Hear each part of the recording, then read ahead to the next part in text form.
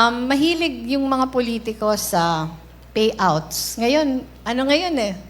Ang chapter ng buhay ng Pilipino ngayon, mga ayuda, di ba?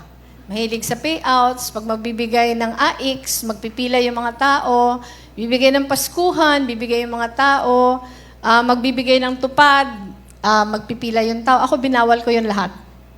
So ngayon, binawal ko yung payouts, binawal ko yung mag-iipon ng mga tao. Pag national government agency yung magpapaipon, pumapayag lang ako pag gagawin nila yun sa loob ng mall para air-conditioned.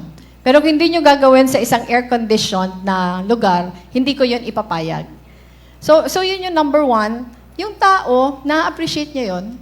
Kasi nararamdaman niya yung empathy, na naisip mo na ayaw mo silang papilahin ng matagal and ayaw mo silang mainitan. Halimbawa, magbibigay ng payouts for senior citizens.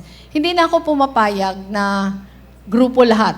Lagi ko sinasabi, kung magbibigay kayo ng payout, National Government Agency, pumunta kayo doon. Doon nyo ibigay kung asan sila. Halimbawa yung Paskuhan, dati sa Naga, iipunin yung mga tao, tapos magsispeech yung mga local officials bago ibigay. Pero matagal yung pipila, tapos ibibigay. Ngayon, binawal natin yon. Sabi natin ngayon, walang pilahan, lahat bibigyan, pero maghintay na lang sa bahay. So, dinala sa bahay yung lahat na napabigay.